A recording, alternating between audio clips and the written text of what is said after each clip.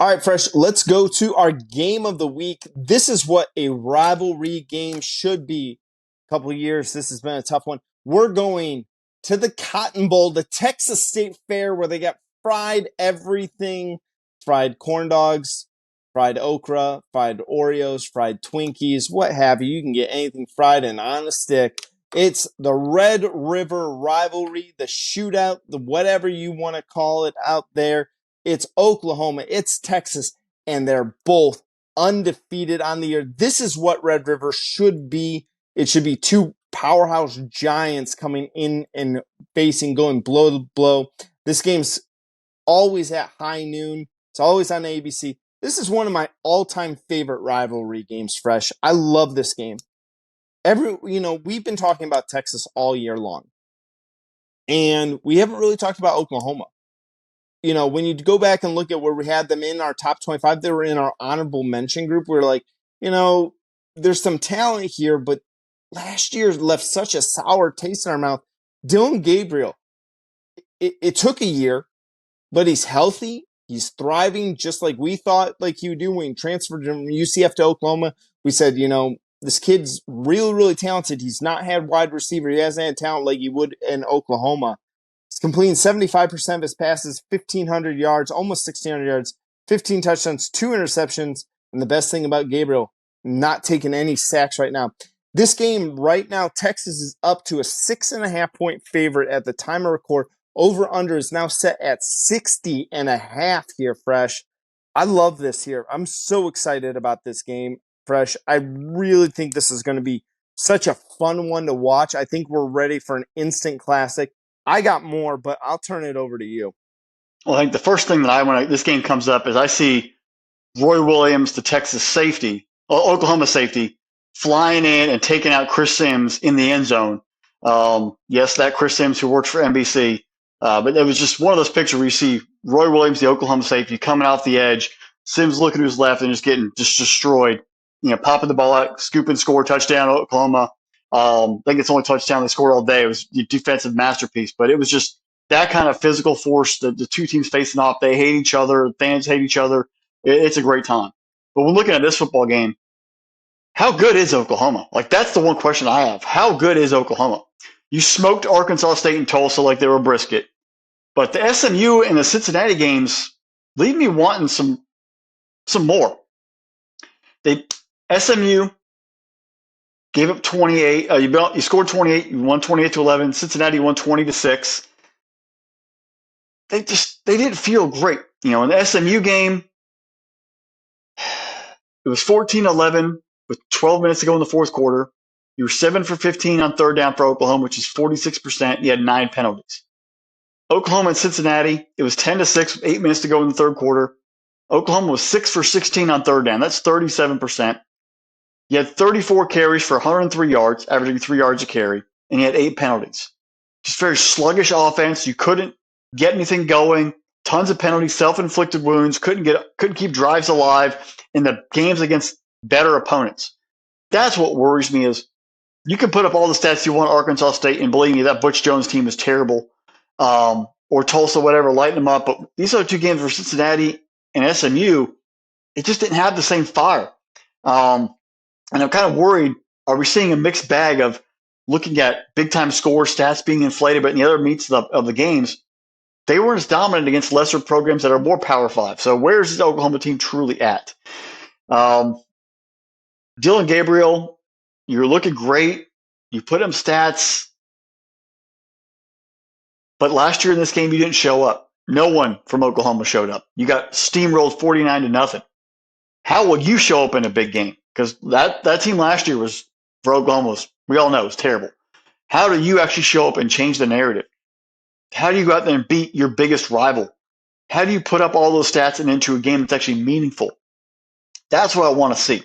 The Sooners are averaging 510 yards a game, 352 in the air, 157 on the ground. How do you put that all into a game that actually matters against an offense and a defense that is just as formidable, probably the best team you're going to face all season long?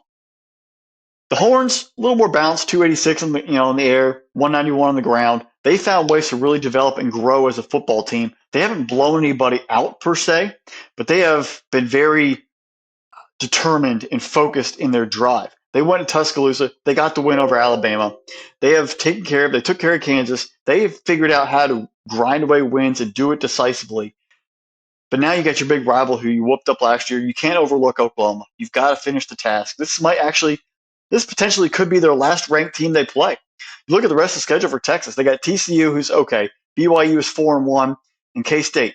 If those teams stumble or something like that, you might not have a top 25 team the rest of the year you're playing until the championship game. How do you maximize your opportunity, maximize your showcase to build a resume? Because people are going to be like, well, you beat so-and-so, you beat so-and-so. They were easy wins down the end of the year. You didn't play anybody at the end of down the stretch. Are you truly deserving of a playoff team? Especially if Alabama, has a couple losses, your resume looks less. You've got to take advantage of this chance and put Oklahoma down and put them down quickly and decisively to really make a statement to the committee that, yeah, we're legit. We're one of the 4 best teams in the country right now, and you can put us in pencils in the playoff at this moment. That's what I want to see from Texas. I want to see that feisty attack. This defense is going to lead that team. They have 10 straight games. They've allowed 27 or less points. Does that defense come in here and show up and put Oklahoma to the test to say, are you truly a great offense or you played nobody? That's what I want to see from this Texas team. We've talked about their offense, Worthy, Mitchell, the whole group. I think they're going to score points. I want to see how this Texas defense comes out there and puts it down. And if they can come out there and put it after that Oklahoma team and shut them down offensively, this will be a major broadcast to the playoff committee that we are truly legit and we are a football team. We've seen this, 2 years ago. It was that crazy moment where Texas built a big lead. Spencer Rattler was benched.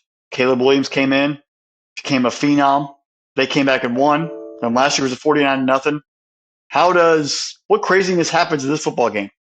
I expect Quinn Ewers to have a Heisman-esque moment in this football game and roll. I think Texas covers the spread, the over hits, Longhorns hook them all day. But this is a big, big game for Texas to really showcase and to plant themselves as a true playoff lock. And also remind Oklahoma and Venables that they're still their second tier. All right, here, Fresh. All right, I got some fun stats for you here before we get rolling, before I dive even deeper into this game here, Fresh. Last year, Oklahoma was held scoreless in the Red River rivalry. The last time that happened was 1965. Since 2000, Fresh, Oklahoma has won this, is 16-8 in this game. And I went back and I looked. 18 times since 2000, the higher rated team has won this game. There's been 2 moments where both teams were ranked, where the lower team was ranked. You to go take a look at 2008, Texas was 5, Oklahoma was 1. They won. In 2018, Texas was 19th, Oklahoma was 7th at the time of the game, and Texas won those games. So Texas has pulled it off both times there. You take a look at this game here, Fresh, and it's a lot. It's a special game. It's something that fans talk about. I talked to a Oklahoma fan, and she was telling me about how just amazing this experience is, that it's just one of those must-do games in the course of your career. You take a look at, the fun thing will be to talk about Dillon Gabriel and how he's done for Oklahoma. There's a conversation with, how Gabriel played last year. Does Venables go to Jackson Arnold, the freshman here that's highly talented? And then Gabriel is like, no, hold on for a second, guys. Let me show you how great I was. And he's really performed. I love this kid, Marcus Major, the running back there. He's kind of been like a real tough runner. Tawee Walker, too, has been a fun one as well with him. And then the kid we talked about last year, the speedster, Javante Barnes, he's looked really good as well. They've done this nice running back by committee.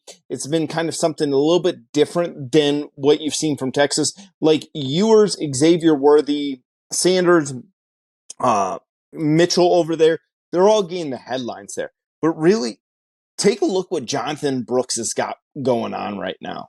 The kid's been an absolute monster. He reminds me of the Texas running backs of old. Like, you look at Quinn Ewers, what he's doing. He's only completing 66% of his passes right now. And he really needs to be better, especially with this OU secondary coming in. But he could lean pretty heavily on Jonathan Brooks here. Kid's averaging 6.9 yards a carry right now.